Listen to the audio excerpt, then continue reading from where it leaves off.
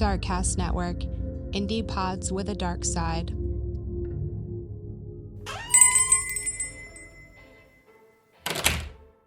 Ooh, I've been dying to try this place. Oh my god, me too. I've heard such good things about it.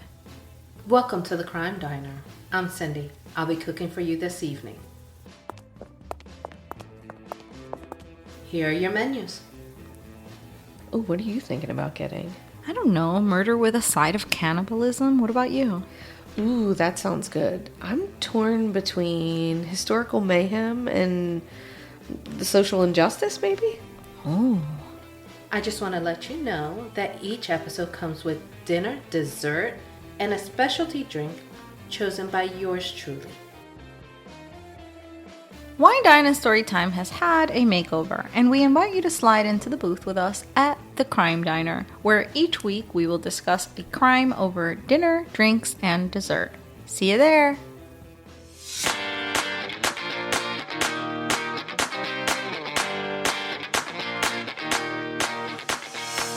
Hey, this show covers murder and crimes by and against the LGBTQ community. Sometimes I have a gutter mouth, and I'm damn proud of it.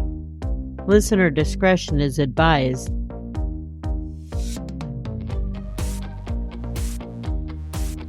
Hey there, Rainbow Warriors. Welcome to Beyond the Rainbow, True Crimes of the LGBTQ. I'm your host, CJ. I apologize for this episode being a little bit late. I usually record on Fridays or Saturdays, but I was still writing it on Friday. This one definitely took a little longer to write, and Saturday I was timeline checking. As well, I was watching my neighbor's dogs at my home. It's hard to record when I'm dog sitting for some reason. Well, I know the reason. They bark when they hear things. And Sunday, I was scrambling to get my Patreon bonus episode recorded, edited, and dropped for my patrons. I just didn't have any more wind in my sails to record and edit this episode. But Monday's a fresh new week and a fresh new me, and I'm able to get some work done. You know where to find me on the socials. You know I'd love if you'd join my Patreon. My account link will be in the show notes. That brings me to Austin, Texas, the end of August. I'll be at the True Crime Paranormal Festival, and I'd love to see your beautiful faces there. Go to the True Crime Paranormal Festival website, and I think it's truecrimefestival.com. Type in Beyond for 15% off your tickets. And I just breezed through that housekeeping this time. I'm sure you're all tired of hearing it, because I am. If you're a regular listener, you know that covering serial killer cases isn't my favorite. The killers have received enough notoriety, but it's still important to get the victims' stories out there. Unfortunately, there never seems to be very much information on the victims. The bulk of the information is always about the killer. I found that to be true for this case as well. You see, when I research, I try putting in murder of and then a victim's name. And what usually shows up almost always is the killer's name, especially in the serial killer cases. Now, I don't mind knowing about the killer's early life, only because it gives us kind of an insight as to why they possibly started their life of crime. I just don't find these horrendous people as interesting as a lot of other people do. I find the victims more interesting, who they were, and I find out a lot of them are like you and me. And just because I don't like to report on serial killers, it doesn't mean others don't want to listen about them. So this episode, I present to you gay serial killer Larry Eyler, aka the Interstate Killer. But before I go into Larry's life, I think it's important to mention all of Larry's victims were under the age of 30, and a few of them were even still teenagers. Many of the bodies were found near interstates in Indiana and Illinois. Thus is why he was dubbed the Interstate Killer. I personally think they should have called him Stabby McStabber, which seems to fit his method of murder better. All of his victims were sexually molested or raped or both. All were stabbed to death, and some towards the end of the killer's career were dismembered. I'll try not to go into too much of the gory details, but only lightly touch upon them. What I will say now, it appears that almost all of Larry's victims, when found, had their pants around their ankles, and they were stabbed at least 24 times. Of course, if they were dismembered, that doesn't hold true. Larry was an equal opportunity serial killer. You know how oftentimes a killer will stick to one race? Larry ventured out. His victims were white, Hispanic, and black. Many were covered with a sprinkling of soil and leaves. There always seems to be a ton of rage behind his killings, and the sprinkling of the soil and leaves could have meant he was ashamed about the killing afterwards. But the most reasonable explanation behind his killings was his self-hatred of being gay. There were also a number of conflicting accounts of Larry Eyler's timeline of events. For example, he was being credited with killing early on in his career where the victim was strangled. He was a stabber, not a strangler. And another reason this case took me a little bit longer, I had to walk away from the research to clear my head several times due to these conflicting articles. So I had to get that all sorted out, and I did my best to put it together where it made the most sense. So, if you're ready, let's get into this creepy motherfucker who was an active serial killer between 1982 and 1984 in the Midwest. In that time, at least 21 men and boys were murdered by Larry. I believe that there were a lot more. A cemetery could have been constructed with just his victims. Now that alone is a chilling thought. Larry was born on December 21st, 1952, under the sign of Sagittarius, but on the cusp of Capricorn in Crawfordsville, Indiana. His parents were George and Shirley. Larry was the youngest of the 4 kids that the couple had. George was a mean alcoholic who had a tendency to both physically and emotionally abuse his wife and children. But George and Shirley would divorce in 1955, leaving Shirley a single mother of 4 kids, the oldest of which was only 10 years old. This meant that the 2 youngest, Larry and his sister, they would either be watched by their 2 older siblings, yeah, that's right, a 10-year-old being the oldest, a babysitter, or they went into the foster care system for a bit. Apparently, Shirley's picker was broken. She would continue to have the worst luck picking mates. She met and married another alcoholic and abusive man in 1957. That marriage lasted a year. She married yet another alcoholic and abusive man in 1960. This marriage lasted for 4 years, giving her children an array of crappy stepfathers with the same behavior as their dear old dad. One of the stepfathers was such an asshole, he would hold the stepchildren's heads under extremely hot water. That was his form of punishment. Shirley finally got it right, though, in 1972. Of course, it was when her kids were all grown and living on their own. Okay, enough about Shirley, let's get back to young Larry. When Larry was around 9 or 10, he went to a Catholic school in Lebanon, Indiana. Larry was a tall, athletic boy, but besides having that going for him, he didn't have many friends, and this was because of his family's social economic status. He was picked on by many of the kids who didn't like him because he came from what was considered a poor family. And because Larry was also quiet, his sister would have to be the one to stand up for him. By the age of 11, Larry started to act out. He was stubborn and his behavior was erratic. His mother put him in a home for unruly boys. It apparently was a horrid experience. One day in tears, Larry was able to convince his mom after a couple of weeks at the unruly boys' home to take him back to his family. She took him back home, but she did make him succumb to psychological testing.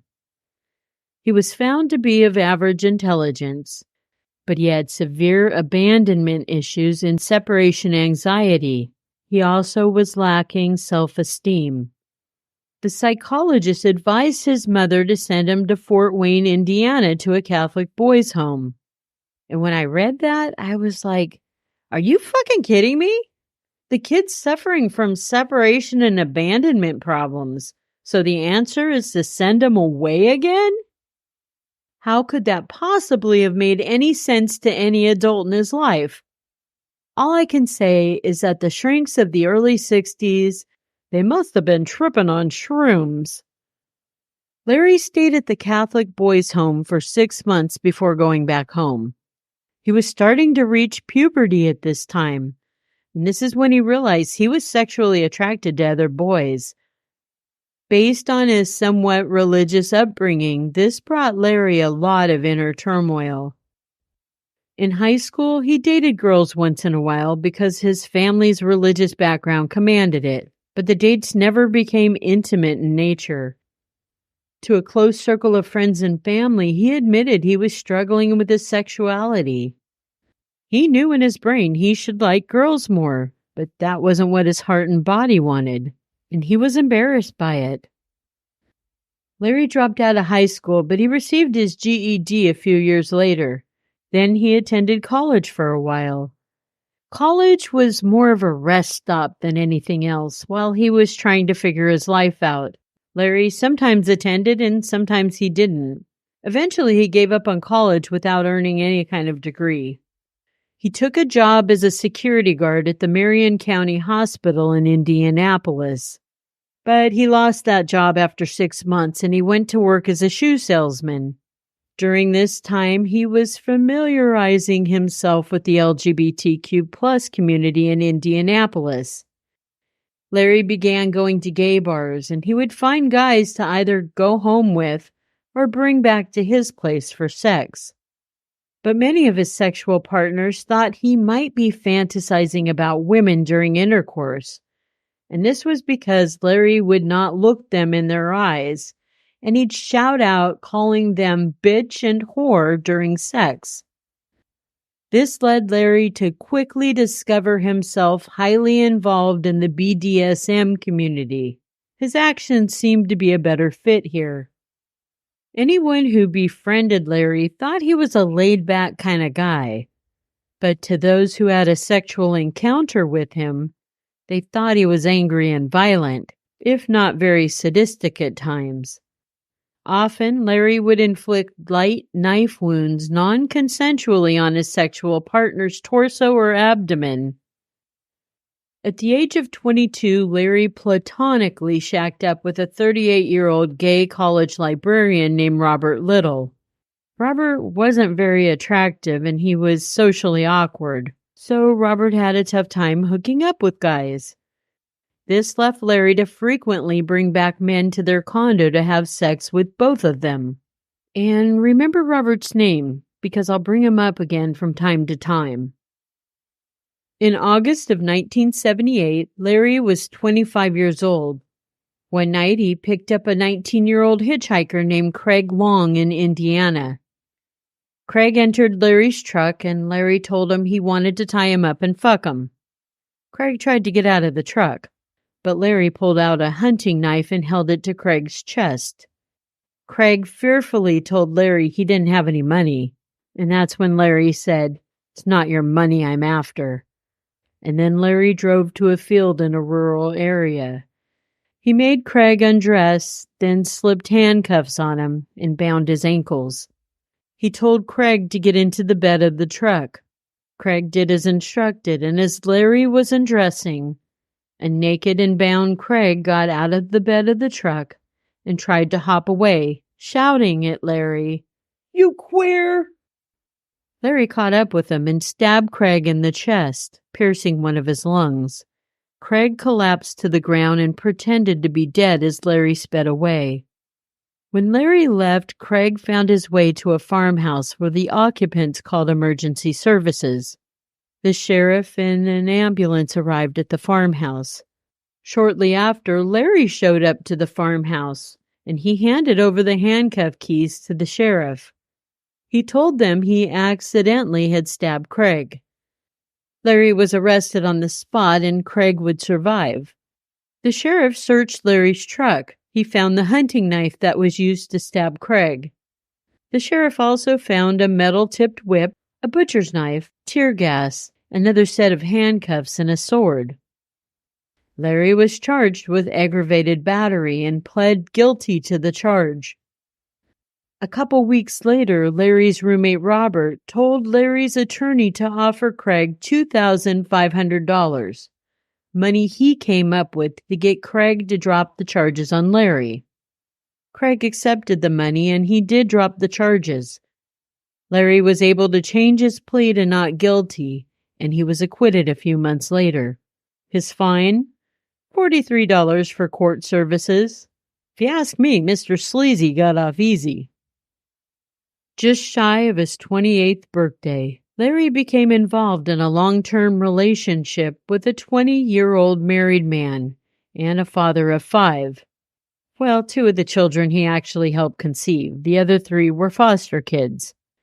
The man was named John Dobrovolskis, and he and his family lived in Chicago. John's wife Sally knew of her husband's proclivity of wanting gay sex, and she tolerated Larry coming around and even sometimes staying over. As Larry and John's relationship continued, they often had heated arguments where Larry would accuse John of stepping out with other men. Occasionally, John blew his temper with Larry and he hit him during these arguments, but Larry would never fight back, not even with his bad temper. Nevertheless, Larry and John would continue their BDSM sexual relationship for years. By now, Larry was working as a house painter in Illinois and a part-time liquor store clerk in Indiana. He did a lot of back and forth between the 2 states. It was October of 1982 when Larry was 29 years old. In 2 months, he would be 30. I wish I knew if the prospect of turning the big 3-0 is what escalated Larry into becoming a serial killer. Perhaps it was his almost murder with Craig several years earlier that gave him a little taste of it, and he liked it. Larry's first suspected murder occurred on October 23rd of 1982. Now, I say this was his first suspected because at this time, at least one other gay serial killer was operating in Indiana and Ohio between 1980 and 1991. This killer was murdering teenage boys. The killer is unknown for sure, but he was dubbed the I-70 Strangler, and he accounts for possibly 12 murders. Some of those murders have also been attributed to Larry. But as I said before, Larry wasn't a strangler, he was a stabber. Also, some of the 12 victims assigned to the I-70 Strangler could have been the work of yet another serial killer operating in Indiana, and that was Herb Baumeister. He's actually thought to be the I-70 Strangler, but he had many more than 12 victims, and I'll cover Herb sometime in the future. But getting back to Larry and his first known victim, the young man was 19 years old and his name was Stephen Crockett. He had only been 19 for 13 days before meeting up with Larry. Stephen was from the Chicago area of Illinois where Larry was painting houses. Stephen had been arrested before for sex work, which might have been where he and Larry first encountered each other. Stephen's body was found the same evening that he was murdered, half naked in a cornfield on the Illinois-Indiana border in Kankakee County, Illinois. He'd been stabbed over 30 times. Stephen's murder didn't really draw any big attention to the law enforcement of Kankakee County, but Larry was just getting started. Exactly a week later, 26-year-old Edgar Underkoffler went missing from his home in Illinois. Edgar's body wouldn't be found until March of the following year in Vermilion County, Illinois. This county borders Illinois and Indiana. Edgar was born in Bronx County, New York. He was an Air Force man, and his date of death has been listed as March 4th, 1983. That was the day his remains were found, in spite the fact he was actually murdered in 1982. October 12, 1982, another man named Craig would escape and live to talk about Larry. Craig Townsend was picked up by Larry, and Larry tried something different. He actually drugged Craig. He beat him, sexually assaulted him, and then left him for dead, naked in a rural field in Indiana. But Craig was found, and he was taken to the hospital where he was treated for his injuries and exposure to the elements. Craig was somehow able to slip away before detectives managed to finish talking to him. In November of 1982, Larry picked up a bartender, 25-year-old John Johnson. His body wasn't discovered until Christmas Day of 1982. Larry's next victim was 19-year-old William Lewis of Peru, Indiana. His remains weren't found for a year, and then they were found in Jasper County, Indiana by a hunter in a field. And even after William Lewis's remains were found, William would remain a Jasper County Doe for nearly 40 years until, thanks to genetic genealogy, his DNA was identified and he was given his name back in 2021. 23-year-old Stephen Egan would succumb to Larry's murderous, violent sexual gratification on December 19, 1982. His body would surface 9 days later in Vermilion County, Illinois. Here's a little spoiler alert.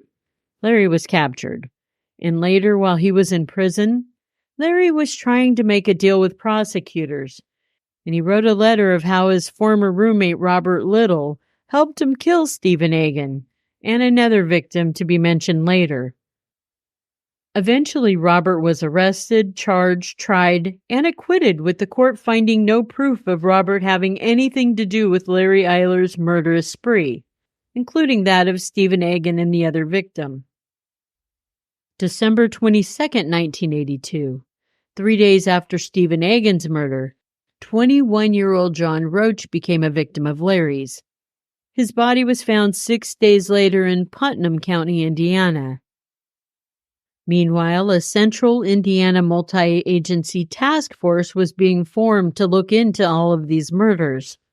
With at least 2, possibly 3 serial killers unleashed, it was inevitable that these law enforcement agencies needed to band together to try to find a resolution and stop the killings. It would take a while for them to be successful, though. New Year's Eve, Larry found 22-year-old David Block.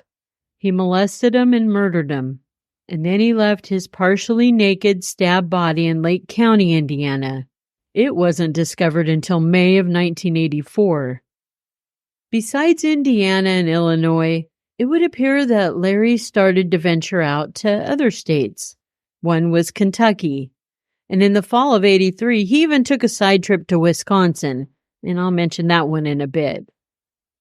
16-year-old Irvin Gibson from Pike County, Kentucky, was to be Larry's first victim of 1983. At least the first victim that's been confirmed. He was taken and murdered and left partially naked in Lake County, Indiana. His remains were found 4 months later in April.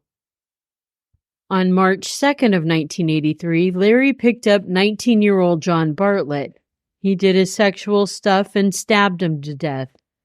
Larry placed John Bartlett's body along with 3 other victims near an old barn next to a tree in Newton County, Indiana. 3 of the bodies were young white men, and they were covered with soil and leaves. They were all camouflaged on one side of the tree. On the other side of the tree was an unidentified black teenager, estimated to be between 15 and 18 years old. He also had been camouflaged with soil and leaves. John's body was recovered along with the other 3 bodies in October of 1983. The same day William Lewis, who I mentioned before, was discovered in Jasper County. He was Jasper County Doe for 40 years. It's odd to me when counties that are very close to each other find bodies on the same day. 6 days later, on March 8th, Larry got 22-year-old Michael Bauer. He stabbed him to death and placed his half-naked body in Newton County along with John Bartlett and the other two bodies. Richard Wayne Jr. was 17 when he was taken by Larry on March 20th, 1983. Richard met the same fate as most of Larry's other victims. His body was found near a burned-down mobile home by a hunter in December of that year. This would have been in Hendricks County, Indiana. And just a few feet from where Richard's skeletal remains were found was another unidentified victim, a young black man. We are now around what is thought to be the halfway point of Larry's 21 accounted for victims. Larry would venture back to the Kentucky area, where he picked up 29-year-old Jay Reynolds on March 22nd of 83. Jay's body would be discovered the same day in Madison County, Kentucky. Kentucky police contacted several law enforcement agencies in Indiana. They told them that they found Jay's body, and he'd been murdered and discovered the same way most of their victims had been found. This is when the Central Indiana Multi-Agency Task Force finally decided to call the FBI for some help, and the FBI profilers came up with a report on who they thought their unidentified serial killer might be. He would present as a manly man, a tough guy, someone with great anger over his attraction to other men. He was most likely middle-aged and raged with homosexual panic.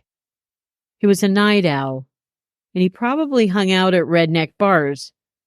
He was physically fit due to some of his earlier victims being very athletic. He would need to be strong so he could overpower these victims. On April 8th, Larry's next victim was 28-year-old Gustavo Herrera. This time, Larry did something different than he had with all of his other victims, at least that we know of. Larry severed Gustavo's right hand off before disposing of him in Lake County, Indiana. This was the first time it would seem Larry had resorted to dismemberment. As far as we know, Larry would take the next several weeks off before he found his next victim. Maybe he had a cold or the flu. Or maybe he didn't take time off at all and the victims haven't been discovered yet. But in May, he was back with a vengeance. He murdered one young man a week. On May 4th, 18-year-old Jimmy Roberts was taken and murdered in Larry's usual fashion. And then he dumped Jimmy in Cook County, Illinois. 21-year-old Daniel McNeve would be next. He was murdered and dumped in Hendricks County, Indiana. His body was found 2 days later. 25-year-old Richard Bruce was murdered during the third week of May in 1983. His body was left in Effington County, Illinois, and it wasn't discovered until December of that year. Also found near that old barn next to a tree in October of 83 was the body of John Brandenburg Jr. He was 19 years old and was murdered the last week of May. Interestingly, in June, a former lover of Larry's phoned a confidential hotline. He told them to look into Larry Eyler. He explained how he knew Larry, and that Larry had once been arrested for stabbing a hitchhiker in 1978. He also told the hotline that Larry had a violent temper and was into BDSM. This put Larry as a blip on law enforcement's radar, although the task force didn't look into Larry as hard as they should have. Larry might have taken a few more months off. He didn't appear to become active again until the end of August 1983, although there was an unidentified Hispanic male body found on July 2, 1983 in Illinois. He was thought later to have possibly been one of Larry's victims. The victim had been murdered at the end of June. And personally, I don't really believe that Larry took much time off at all. I think that there's probably bodies out there or John Does that haven't been labeled as victims of Larry Eyler. The next confirmed victim was 28-year-old Ralph Calise. He would die at the hands of Larry on August 31st. His body was found by tree trimmers the same day. In late September, Larry would strike again, killing 18-year-old Derek Hansen in Kenosha County, Wisconsin. Derek had been dismembered and his body parts were found by mushroom hunters on October 4th, 1983. On September 30th, Larry's pickup truck was spotted on Interstate 65 by an Indiana Highway Patrol officer. This officer also saw two men out of the truck walking towards a wooded area. One of the men appeared to be handcuffed. The officer pulled over and stopped the men. He arrested both of the men on suspicion of sex solicitation. They were taken to the police station for questioning, and an officer did a quick search of Larry's truck without a warrant. In it, he found a couple pieces of nylon rope. Larry's truck was impounded.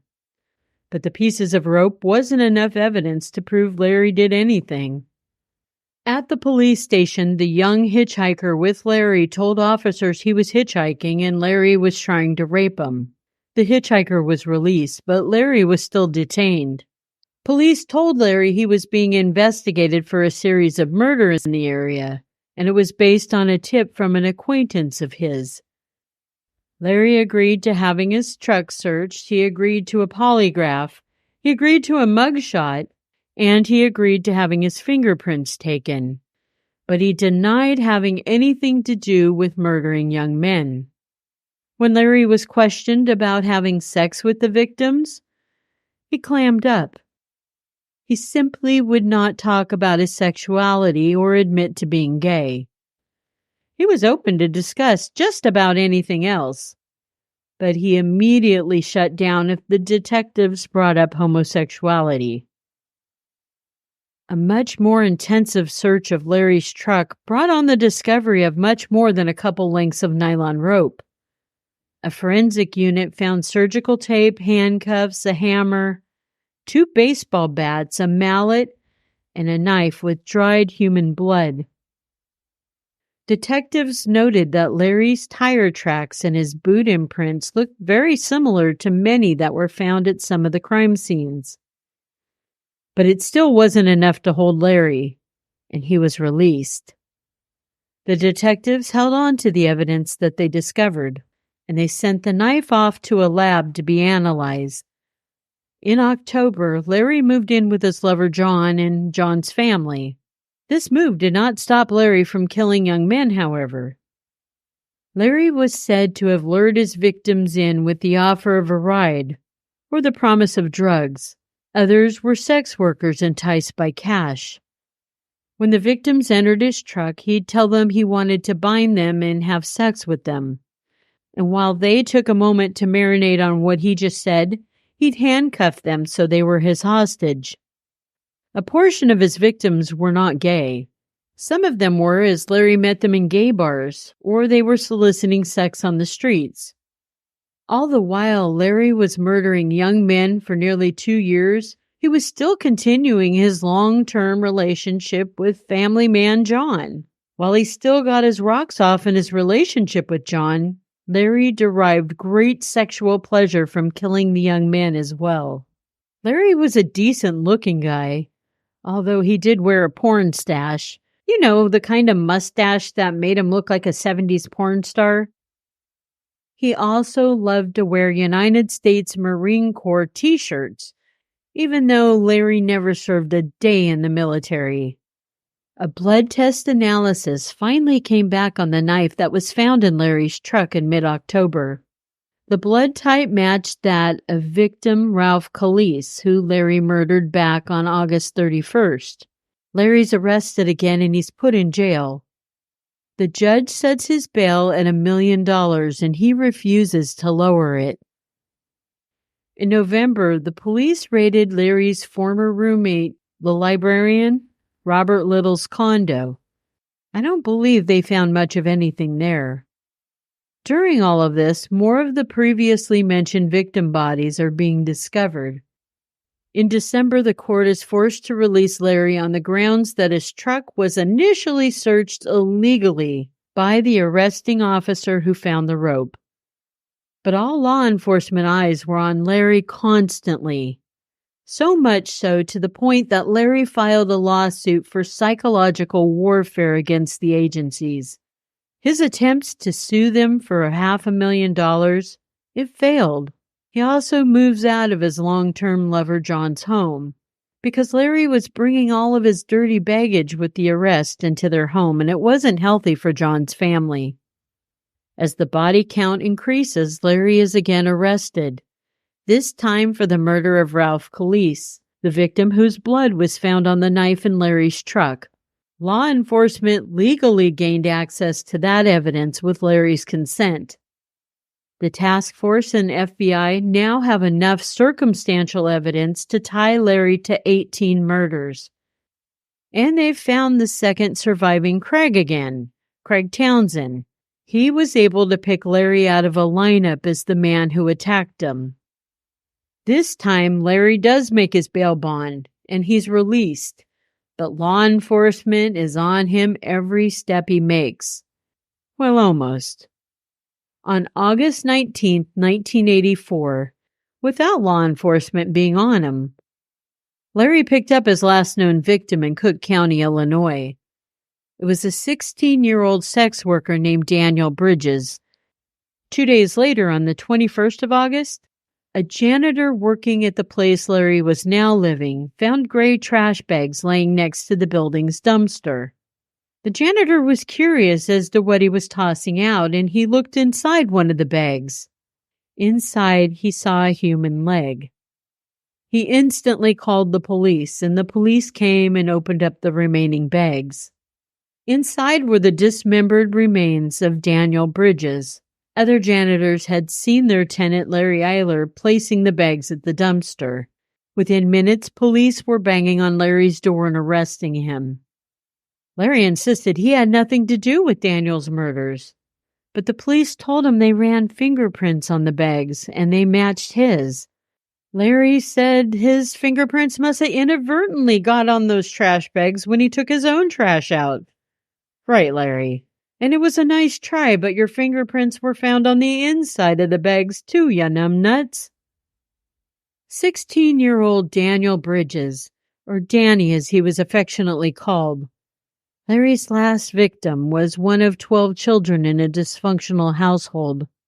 His parents were low-income alcoholics, and he and many of his siblings ended up in foster care. Danny was raped when he was just 9 years old by a neighbor. At 15, he was living on the streets, and he was selling his body for survival sex. Prior to his murder, police and his probation officer warned him to steer clear of a man named Larry Eyler. They even showed him a picture of Larry. But in spite of their warning, Danny fell victim. Larry's trial wouldn't begin until nearly 2 years later in July of 1986. And a big shocker, Larry was given the death penalty.